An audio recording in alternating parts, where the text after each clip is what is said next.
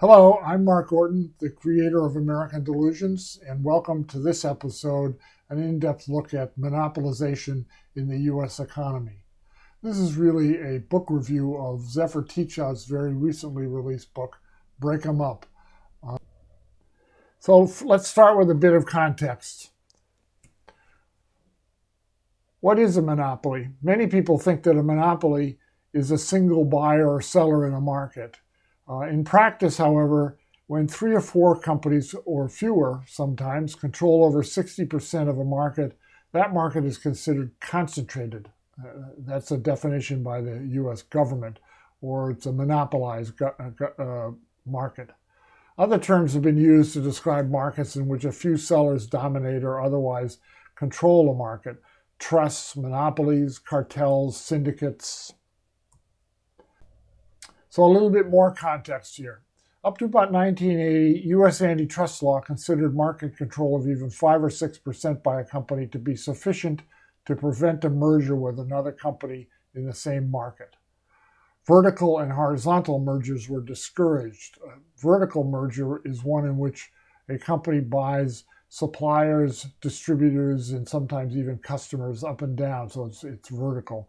Horizontal is probably the one we most often think of, where a single company buys its competitors in the marketplace to increase market share and market control.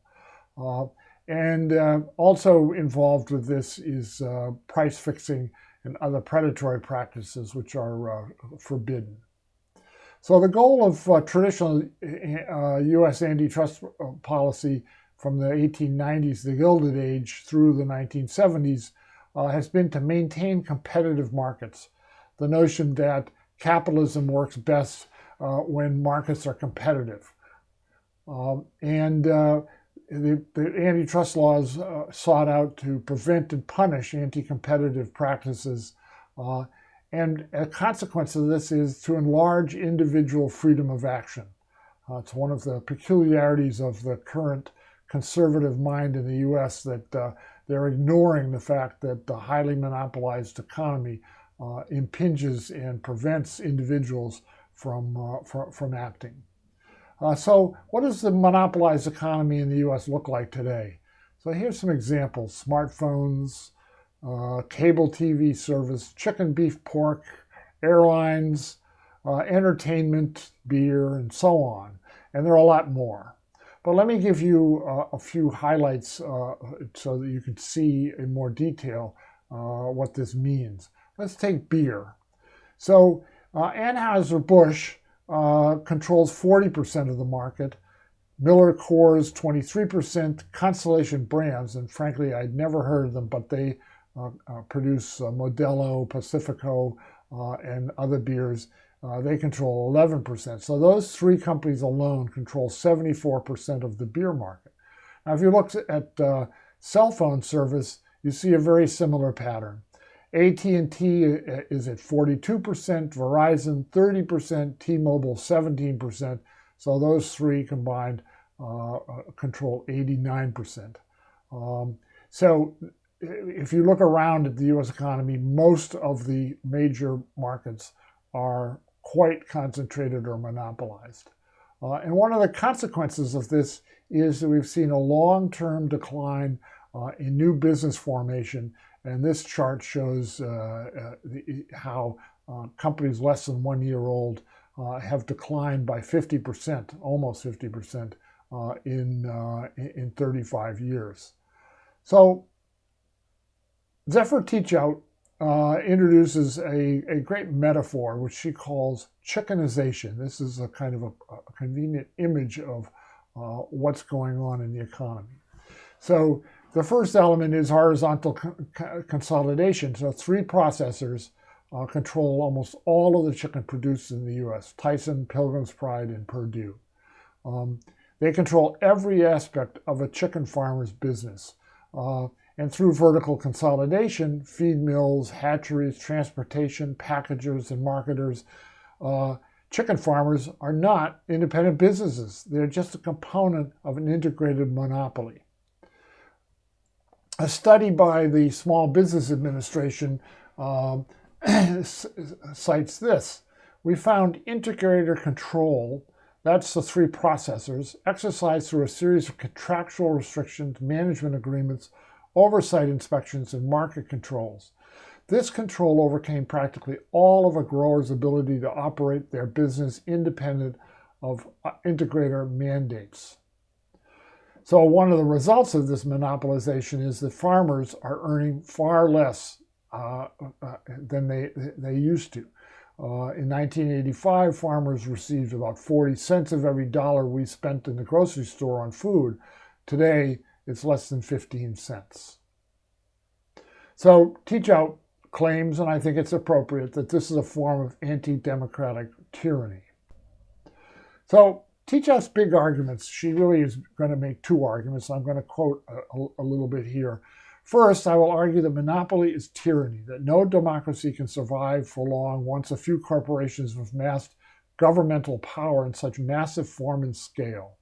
These corporations use isolation, surveillance, experimentation, and fear to extract value from workers, silence political dissent, exploit users, and regulate all of us. The second is one that concerns strategy. We need to organize an antitrust movement for our time. And she points out that boycotts are really not the way forward. We need to stop mergers, break up large corporations, regulate aspects of big tech as a public utility. So that's like water, electricity, the former telephone industry, strengthen unions, change the way elections are funded, and use existing laws to investigate and regulate corporations. And she concludes with, we must all embrace an anti-monopoly vision in order to achieve the moral economy that we deserve. And we'll come back to exactly what she means by moral economy later. So Teachout has a lot of illustrations of how this monopolization has been taking place and its effects. Big tech, that's Google, Amazon, Apple, and Facebook, have essentially, over the last 10, 15 years, demolished local newspapers. And many of them have now been replaced by sham internet services. Probably all of us, at least those of us in the United States who are watching this video, are part of a system of coerced arbitration. It's referred to in your credit card contract as alternative dispute resolution. In 1991, 2% of employment contracts had mandatory arbitration clauses. Today, over half of non-union private sector jobs are bound by arbitration. So this means if you have a complaint that might otherwise lead to a civil court case, you're forbidden from doing that, and you have to submit your complaint to an arbitrator. And these arbitrators are largely the creatures of the corporations that employ them. And then we have the Supreme Court ruling United v. FEC that opened the floodgates to corporations and their money in American politics. So these are just some of the ones that caught my attention, and there are others. So she points out that 96% of Fortune 500 company CEOs are white. And then there's the wage mystery, and I'm going to spend a little bit of time here because this is a really interesting topic. In the 1950s, CEOs of corporations made about 20 times the salary of the average worker. Now, CEOs on average are paid 361 times the average worker. And here is really the heart of the wage mystery. From 1948 to 1979, the value produced by workers per hour rose 108%, and their pay went up 93%. So that's a good parallel. As they produce more, they earn more. But between 1979 and 2018, worker productivity increased 69%, but average pay only 11%. So essentially, for over 40 years, there has been only an 11% real increase in the average income, despite the 69% increase in output. Meanwhile, executive pay rose 1,000%. So here's a visualization of what I just said, and I think it's important to see it. You can see clearly the parallel lines from the post-World War II era up into 1980, and then there's this yawning gap between productivity increases and hourly compensation. So this is undoubtedly largely the result of the lack of bargaining power by workers against highly monopolized industries. So she also talks about the power of money in the finance sector. I won't go into that very much, but she has some interesting observations. One of them here from William Buffett, the famous investor. If you are investing in a business competition, you're doing it wrong. One of the key things that I learned in my earlier corporate business life was that being in a commodity business where you had lots of competitors was not a very pleasant thing because profits were always very small. And then there's Porter's 5 forces. Almost anybody who has been taken business courses or been to business school for an MBA since the 1980s knows about Porter's 5 forces. This is an analysis looking at a company from the point of view of where are the competitive challenges and how to overcome or avoid them. So it's really key to how managers think about their role. So the history of anti-monopoly in the United States is long and rich. It starts really right after the Civil War, accelerates through the Gilded Age, and leads to the Sherman Antitrust Act of 1890, followed by the Clayton Antitrust Act of 1914, and a very aggressive and successful campaign by the federal government to prevent the formation of monopolies and to control them. And many federal court rulings affirmed these activities through up to the 1970s. So an important notion here is we're not starting from scratch. There's plenty of history and law on the side of the anti-monopolists. So here are Teacher's 3 basic anti-monopoly principles, and I'm going to read at some length here. Number 1, open competitive markets working together with publicly provided services and neutral infrastructure are necessary for economic liberty. There is no one-size-fits-all answer to every industry, but unregulated private monopoly poses a unique threat. Private corporations with too much power raise prices for consumers, depress wages for workers, choke off democracy, and regulate all of us. And something that I pointed out earlier, monopolies also depress the innovation and robustness of a market system. Second, to preserve rough economic and political equality, we should make it easier to organize people and harder to organize capital. It should be as easy to unionize or to create a cooperative as it is hard to merge Goliaths. And finally, it's better to err on the side of decentralized private power. Democratic governance is messy and will lead to mistakes, but corporate government will lead to tyranny. So, towards the end of the book, Teachout begins to talk about this concept of a moral market, and so I picked this quote out because it really illustrates what she means by a moral market.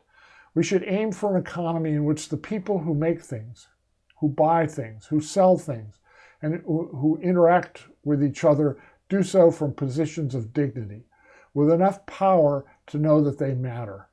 It should be possible for all actors, the buyer, the seller, the worker, to play their roles with integrity. The moral freedom of the medium-sized shopkeeper, producer, and business owner, of the farm worker and the electrician is essential to the moral fabric of a democratic community. So I have some further thoughts about this. First, it really defies the rules of capitalism. Profit is the predominant metric of success for every capitalist. In fact, it's not just a metric, it's a requirement. And the more you make, the better. Another factor is that capitalism is rife with externalized costs. So these are pollution, worker injury, and so on. They're part of a central business strategy that says, if I can get somebody else to pay for it, then I'll have higher profits. And we have the power of mass marketing, which has produced excessive consumption and commodity fetishism. So some other things to think about are that moral markets require deep constraints on the political action of the rich and corporations. Without that, they will continue to dominate the governments, and regulations will really be regulations in their favor. It would be great to change the ownership and control of corporations so that workers and the community can be represented and have some voice in what a corporation does. And a well-organized and robust political action by the bottom 90% of the population is really central. Political parties that actually represent those interests, which one cannot say about either the Republicans or the Democrats. So what's the upshot? The monopolization of the U.S. economy has significant negative outcomes for us as individuals, for our families and communities, and the country as a whole. It degrades and starves public life, public resources, public infrastructure. This has been one of the dominant themes of the last 40 years of American politics. It starts with President Reagan's famous invocation that the government is not the solution, it's the problem. Monopolization drives the wealth and income gap, and it's amazing, but it's growing worse even during this pandemic. And it corrupts our politics and government. Dark money has bought up both political parties and is intimately involved through lobbying and other activities in every aspect of law and regulation. And it's always to the benefit of rich and corporations. So Teachout's closing vision. We face a major fork in the road right now on the way to that American dream. We can continue down a path of corporate concentration, gradually ceding authority over our lives to a few hundred individuals. Or we can rise up to break those companies apart and then, with power appropriately distributed, begin the ongoing, endless, but beautiful, human, moral work of self-governance by free people. So I find Teachout's book to be a great introduction to one of the central problems of American life and the future of the country, which is the incredible concentration of ownership of companies and wealth in general. So I highly recommend the book to you. So here are the references. And don't forget that you can always find these below the description in the video. So thanks for watching this episode of American Delusions. And visit us at AmericanDelusions.com.